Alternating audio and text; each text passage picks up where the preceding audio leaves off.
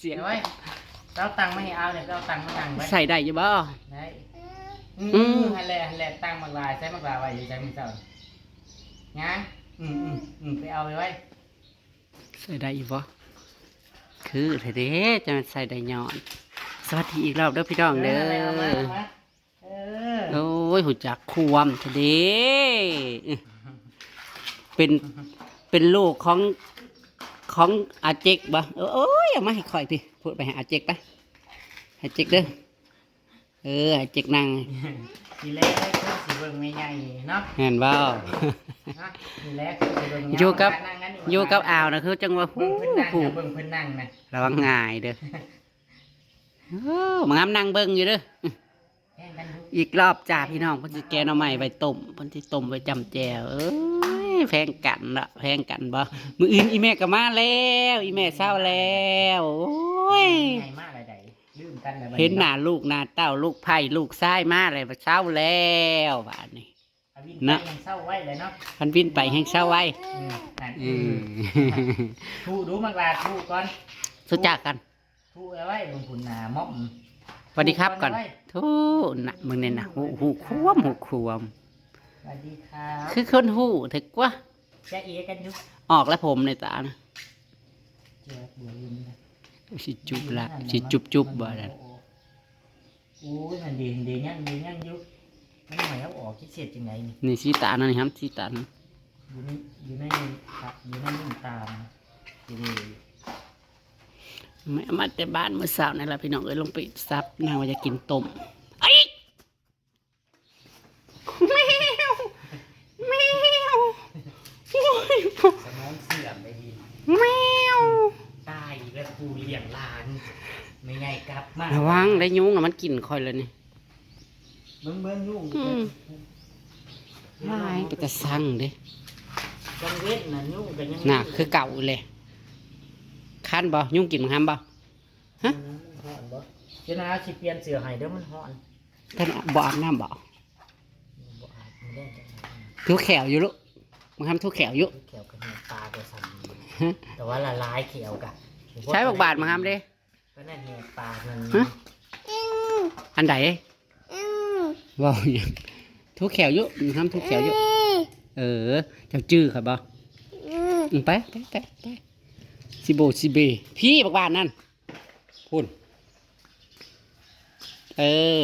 ข้าวอ้อละข้าวข้าวมาเด้อมันแดดเด้อ ไปจับเอาแล้วเอาข้าวมาเด้อมันแดดเด้อแล้วมาอย่างเอามา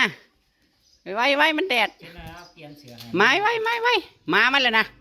โอ้ยไร เสะได้มาได้ผู้อ่าวมาเลยไม่ไว้มาเด้อโอ้สมคัญทะยุงตัวน้อยๆกัดกันนะขามาบัดนี้มันแดดไว้แดดเป็นตะฝนทื่นมาเถอะดิ ยุ่งไล่เขาว่ายุ่งไล่มันหากินกลางเย็นนะครับนอนเที่ยง ปาดกาบจะมากระเถอะ หวานเลย ข้าวต้มมันนะซะว่าคอยกินผู้เดียว อันนี้ต้มให้หวานต้มใส่น้ำตาลให้เสีย คอยใส่แต่ชุรส สีน้ำพริกนี่เด้อเสียน้ำพริกนี่โอ้มีปลา ป้ามันพาเห็ดตำต้องล่าปลา ปลา เพี้ย นั่นนะปลาเนื้ออ่อนนั่น เป็นอะไรสิปน 2 ตัว ปนกินครับอันนี้เราใหม่แล้วรักสีได้อีกอย่างเราก็ได้เฮ็ดเลยแล้วมั่วมากพี่น้องไว้ใบแกงไว้เฮ็ดซุปเปอร์กินมื้ออื่นกี่ว่าสิไปให้เข้าไปฝากคล้องให้ประจันผัดทวนเพื่อเขาบ่มาเอา นั่งแม่เมื่อเพิ่นอยากกินแกงหน่อไม้เนี่ย เช่าเด้อยุดการ เพิ่นไปเอาหน่อไม้ไม่เฮาแกง หยุด มือเพิ่นสิเป็น ยุดแกงหน่อไม้ตลอดเลย เพิ่น แกงหน่อไม้พวกอีหยังที่มันพิษนี่ เพิ่นก็ซื้อเฮ็ดแล้วมีทงหนึงก็เฮ็ดพอเฮาใส่เฮาแกงน่ะ เฮาก็แกงแล้วบัดนี้เฮาก็ยุกมาเนาะเฮ็ดแล้วเพิ่นก็บ่ปากได้ว่าเพิ่นกระเพาะขึ้นนั่นนี่เพิ่นก็บ่ปากเพิ่นก็นั่งซื่อเฮาก็แปลกๆคือบ่กินข้าวเพิ่นเฮาว่าแม่จะกินบ่ข้าวเพิ่นก็ซื้อเพิ่นก็บ่ปากเฮายุกมานั่งเพิ่นบอกว่าแม่กินบ่ได้เพิ่น เฮ้อ โอ้ยคอยเด้อเอามาหน่อยไหม ชิแนมาอีกเลยไปเอาบักบานมาก่อน ให้หมูเอาให้ไปเอามาหามไปเอาสิเล่นน้ำอยู่สร้างยุงเด้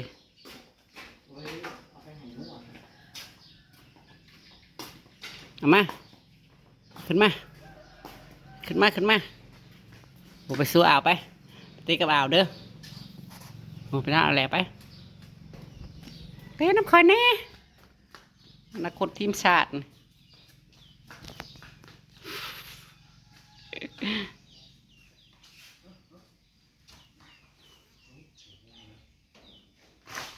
หมอโบราณมันมีเลขซุ่มเขาว่านี่เลขนี่ได้นี่จะก็บอกเลขบ่จัก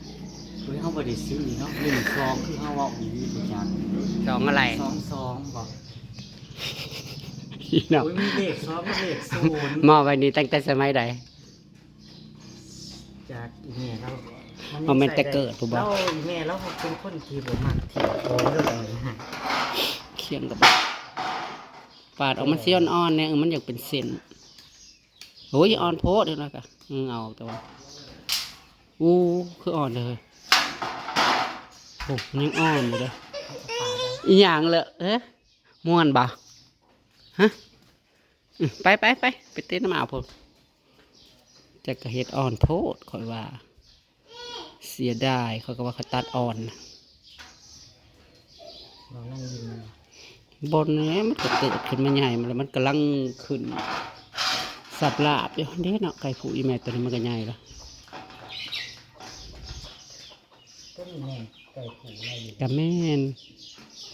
แต่ผูป่านตอนนี้มันยังน้อยตกลงมาเอาไว้กินแรงเลยพี่น้องเลยต้มหน่อไม้ พอกันเลยดี กระเพาเป็นซีกกันแหละอืม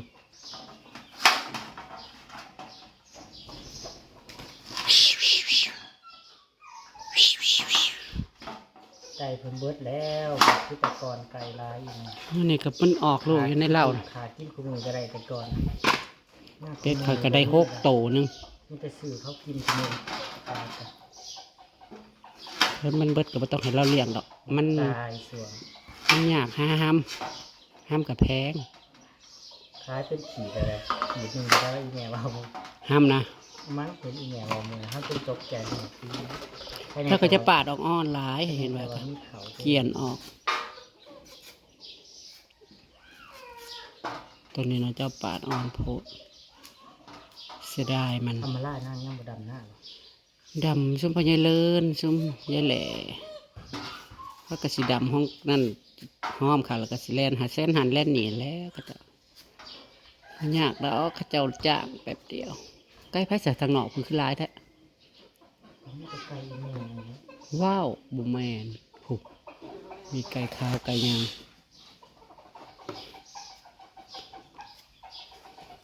ไก่ข้าเจ้าไก่ลายไก่ด่าง ผมมีหวยที่ซื้ออยู่มือ ซื่อๆเบิงเลข หวยเนี่ยนะ เลขฟันเมื่อคืนนี่แหละแล้วนี่ก็จะเราฟันอหย่าง80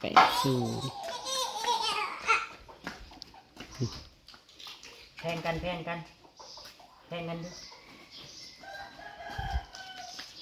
ดู ห้ามบอกอยากกินนมบ่หึ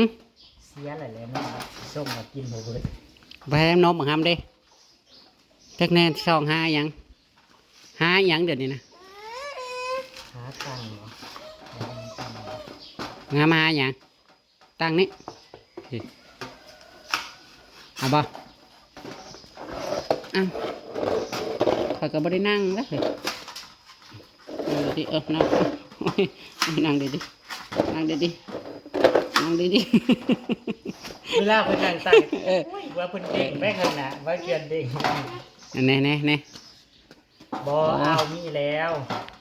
มักลานั่งโลดพี่มักลามานั่งทั้งนี้ไว้ เบิ่งเด้อเลยว่ามันนั่งง่ายตึบแล้วจับหน่อย นั่งลง โอ้ นั่งเด็กไปนั่ง เฮ้ยนั่งอยู่หันแหละอีกแล้วแกคิดน่าได้ ฮะอีหยัง หน่อไม้ห้ามเฮ็ดบ่ได้ หึอิหยังอิหยัง จะ แหละ กินเอาใด ยังให้เฮ็ดแนวใด ว้าวไหม่แหละ ฮะ กุซอยกุซอยอยากเฮ็ดอีหยังบอกเพิ่นอยาก ลูก เฮ็ด เมื่อพร้อมนะ อันนี้พร้อมหรือยัง ไม่พร้อมเหนื่อย บ่พร้อมกันได้พร้อมแล้วนะวินนะ เหนื่อยแห้ง พ่อจำเป็น ปีหมอหน่อยจ้ะ เป็นทั้งคุณพ่อแล้วก็คุณแม่บ่วินแน่นบ่เจ้าได้สิเป็นลูกอีเมจิกบ่ ลูกเหรอเฮ้ยคำว่าจะนี่ลูกแต่ว่าเลี้ยงร้านน่ะซ้ำลูกยิ่งกว่าลูกก็เอง เมื่อบ่มาอยู่น้ำข่อยฮะเมื่อบ่มาอยู่สวรรค์ถูกบ่เนาะมาอยู่น้ำเจกอยู่สวรรค์พุ่นเนาะเมื่อบ่แม่เจ้าสิให้เอาเมื่อบ่ ขา หึ ขาใหญ่มากเลยเจ้าลืมข่อย นะเมื่อเลี้ยงหมูน้ำเจกเนาะมาเบิ่งหมูออดเนาะ เจ๊เอ๊ะเจ๊เอ๊ะ เมื่อบ่ เจ๊เอ๊ะเจ๊เอ๊ะอาวินมีใครว่าอาวินมีใครว่า ใช้ไปเตะบานพุ่นไปส่วนอะไรเตะบานไปส่วนแล้วโลด ตัดครึ่งเนาะ มาตัด มันแก่โพดบ่จักพุ่นอ่อนแล้วบ่บ่เวียนเมื่อบ่สิเมื่อบ่มาอยู่น้ำเจกนะมาสวรรค์บ่ มาเล่นกันจีน่ามาปะ มาฮัดจีน่าปะ ไพซิตี้ไพ ลุกมานอน อยู่พี่ซองคืนเหรอได้ เป็นบันไดเขามาในห้องบ่ บอถามหาชื่อๆถามหาชื่อๆแล้วก็แล้วลงมาแล้วก็แล่นไปใส่หมูคนแหละ อืมน่ารักจังเลยแล้ว หื นะ มน่ารักจังเลยมีแตะเบาท้ายมืดมือว่าเนี่ยคนลาวเด็กหน่อยลาวหมื่นเนี่ยมีแตะเบาท้ายพี่น้องเอ้ย บัดนี้เด็กน้อยคู่มือนี่มันได้เบิ่งโทรศัพท์เด็ก เกิดมากกับว่า เกิดมากกับเบาท้ายคนละอุกตุกลงลูกคนเป็นลาวหรือเป็นไทยแบบว่ามันหน่อยโพดเลยหมอเจ้าสิต้ม แม่สิเข้าหมอใหญ่อยู่นะ อืมไปใส่ตัวใหญ่อะต้ม หวานขนาดนั้นนี่พี่น้อง อุ้ยมันกำลังขึ้นต้น กินหลาย ก่อลุ่มนะก็5-6 หนอผมบัดกินมันกินบ่ทันเลยนี่นะมันขึ้นมัน คอยสิไปหาสื่ออยู่เมืองโค้งแต่ไปก็ได้ บ่มันขึ้นเลย3 ก่อนก็กินบ่ได้เพราะยาการเล่าเอาอันขิงว่าไปทมใส่ได้ แหงออกแล้วฮะ คอยน่ะก็ลืมแบบขี้หมูน่ะแบบว่าน่าสิมีถังน้อย ตักใส่ให้มันเต็มถังแล้วก็ลงใส่นาเมื่อนี่แหละหาซื้อถังมาใส่ไว้ถังน้อย เอาบอมาทำถ้าสิพาไปเลี้ยงหมูไปบ่ ไปบ่ ฮะไปขี่หลังหมูแค่กวดขี่หมูยังไม่เศร้าเด้อได้บ่ยาไปสอนเอา นั่นน่ะไก่มันมาเลยไล่ไก่ไป ไล่ไก่ดูมึงปลาไล่ไก่อุ้ยไก่เขามาไว้ ไล่ไก่ไว้ ไว้อิหยังนี่ แม่เจ้าว่าดินะเฮ้ยมัม เด็กกินมัมบ่ แม่อยากกินมัม มัม เอาปืนกินนะแม่ในเสือนะ ไปใส่มัมมากหลายใส่ ปืนกินนะแม่ในเสือนะแม่ แม่มามือแรก มาพี่ยุงเพิ่นบ่เห็นแม่หลายมือแล้วแม่เพิ่นมาแล้วเพิ่นสินอะไรได้เนาะเอาไว้เอามาสิคาบไปได้นั่นน่ะเอามาเห็นหยังบัดนี่ฮะอ้าวถิ่มบอกมันหลายคู่โพดเลยถิ่ม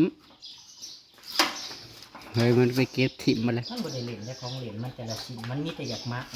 แต่ละของเล่นที่ เอามาเฮ็ดไว้หยังในหันน่ะเอ้า ที่นิทาน กับโกสิคาบของเพิ่นไปได้หั่นน่ะใช้แม่จับเฮ้ยใช้แม่น่ะ หึแท่งกันก่อนเกมไม่บอกว่าแท่งอีหยังแหละ อยากนั่ง ไป ตา หาก ข้าวแหล่ไป อยากนั่งตากแพงให้ตื่นมากกับแนม5โลดพู ยันหมูบอพวกยันหมูบอไปไหนจะนอนอยู่มา อีหยังนี่อีหยังครบบ่แม่นยุ่งบ่ฮะ เบิ่งได้พี่น้องเอ้ยตีแทงเลยเดี๋ยวนั้นตัวแทนของงานของหญ้าเลย เอากินลูกไปเนี้ย สิบ่หายนำบ่ฮะก็สิบ่หายนำบ่คันเมื่ออยู่น้ำอัดเจกอยู่ภูสวรรค์เลยโลด แล้วแม่มามันอื่นมันสิไปในแม่บ่ได้ว่าไม่อยากกลัวได้ล่ะแม่เรามันบ่อยู่ในแม่ มันสิจื้อเยอะเนาะเอาเห็นลายมือเกือบอาทิตย์มาจากเนาะ เจ็ดมื้อไป พาวินเจะลืมแม่จะละบ่ฮะ ใหญ่โทรมาให้ จะลืมหญ้าจะละบ่ ให้น้ำร้านมึงร้านนอนบ่อิ่มบ่นี่ฮะ ป้าไปกินมัมปะมาจะพาไปกินมัม กินมัมไหมไปกินมัมมึงลาไปกินนุ่มเนาะไปใส่มึงลากินอยู่ใส่นุ่มไปย่าง ป้ามาพี่มาขอสิพาไปบ่พาไปเขาก็บ่ไปบ่จูงแขนไปอีก ใส่มัมบอกกินบ่นี่แนมกินมันสิเสียได้ถ้าเจ้าบอกกินนะ บ่ได้อยากควงแต่เล่นต้มไม้ไว้พี่น้องเอ้ย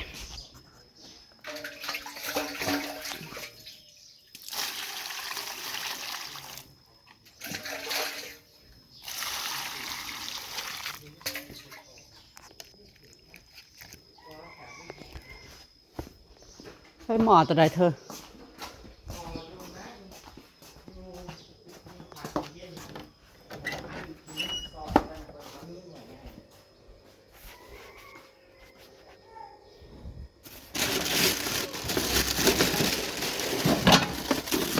ว้ายคืออะไร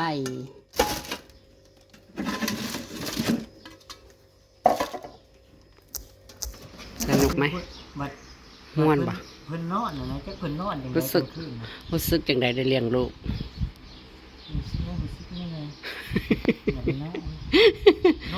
นอนกันบางเทื่อกำลังสิรับแง่เสด็จหยุดอยู่เลยเฮาน่ะนอนเสด็จหยุดน้ำเพิ่น สมาร์ท เหมือนเวลามูสินอนเหมือนเวลามูสินอนย่ำไรชักปังหนึ่งเอาอีกแง่คำหนึ่ง ว่าวิน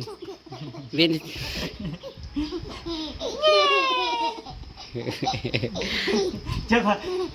มูรับตาเองชักปังหนึ่ง หัวควันตัวเองเฮ้ยหัวควันตัวเองก็เป็น เพิ่นนอนเนี่ยก็มุนแบบ24 องศาได้เพิ่นมุนน่ะมื้อคืนนี่แฮงเฮา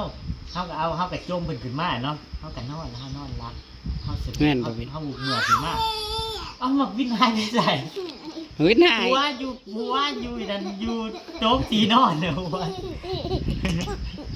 เฮ้ยหัวควันตัวเองเขาเอาพื้นจะคล้องกันยังว่าหูมือหัวควันเฉย จังหวะหนึ่งจังหวะหนึ่งมูจิรับโอ้ยเมื่อยดีเลยใครบอกเราว่าอีเมลย่อมรับว่าเราเก่งวะอีเมลนอนบ่ได้เต็มรับบ่ได้เต็มตาเลยเด้อเอาดิโน่นะ จนรับบ่สบายนั่นแหละ สัก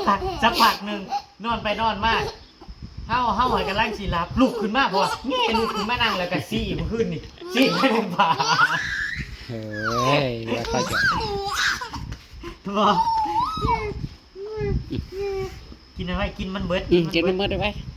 เขาไปตัดผมร้านเขาเปิดอยู่บ่ ไปอยู่บ่ ไปตัดรถ อยู่ ไปตัดผมเนาะ อยู่ในบ้านว่าเขาไปกรุงเทพ เอา นี่ใจอยู่หวยโค้งว่าปีมันสิบ่แหกปากครับนั่นบ่ ว้าวไปแต่ละเทื่อมันยังบ่ได้หาย เอามันไปกับอีแม่เนาะอีแม่แล้วเฮ็ดจังได๋ โอ้ยนี่ก็ไปกับเจ้าบ่หายดอกนอนพักผ่อนเนาะเวนแต่ก็เลี้ยงลูกไป มันพ่อจำเป็น หื่นๆนะบางเถื่อหื่นให้มัน แต่หากมันได้เลี้ยง เอา เข้าใจอีแม่แล้วหากมัน ไผสิบ่ฮักเนาะเวนเป็นตาฮักกะเด้อเนาะเวน บ่ ค่อยก็เป็นตาฮักกะเด้อไผบ่ฮักข่อยก็บ้าอะไรนะ บ่เฮาหายเพิ่นหยุดเฮาว่าบ่ได้ฮักเด้อ แกขี้เหล็บ เบ้เป็นกะเฮ็ดคิดจีน่านั่นแหละไม่เก้าง่ายนั่นเด้อก้มหน้าสักพักหนึงก็ย่างมาแล้วย่างมาอ่อนแล้ว แม่เอิ้นแม่บ่แม่เจ้าบ่นี่นะพูดแม่เจ้าน่ะไม่อ้อพูด ว่าดิแม่ คันซั่นละเมื่ออยู่น้ำลาวเด้อ อุ้ยเอาเจ็บ เอาเป็ดหลอกเขาบ่ได้หาหลอกเขาบ่ได้เขาอยากอายดิเพิ่นว่าให้ขับบ้านขับเมืองเพิ่นว่า เอาลูกแม่ก็เอาลูกมากุ้มวะ เฮงยั่วเฮงห้องเพิ่นว่าเอาดิ โอ้ลูกก็ได้ทุจ้าก่อนทุจ้าก่อน ดูไว้มาเอา ทุจ้าปลาลุงก่อนนี่เร็ว ดูจ้าปลาลุงเนาะ ๆ มาว่าพูดให้เอานี่นะเดี๋ยวไว้ ดีใจแล้วแม่ขอยสิออกมาแต่โรงพยาบาลแล้วเนาะมื้ออื่นอีแม่ก็มาแล้ว เอาสิเปิดเพลง รับอีแม่เด้อรู้ว่า มื้ออื่นก็ได้ออกแล้วว่าสั่นเห็นถามป้าออกพี่น้องจังได๋ก็ฝากเป็นกำลังใจให้คุณแม่หายไวๆกลับมาอยู่น้ำหลานเร็วๆเนาะ มักลาสบายดีดูสบาย สวัสดีค่ะ เอาดู ทุจ้า หยังเปลี่ยนเสื้อก่อนเปลี่ยนเสื้อมามันฮ้อน แหยังอีกเลยนั่นเลย จะเสียวหยัง นั่นเลยมัน หยังแม่ชวนแม่ไปใส่ แม่แม่ ครับจะเยอะเอิ้นเอาแม่ได้ แม่แม่มันนั้นเนี่ย ไปใส่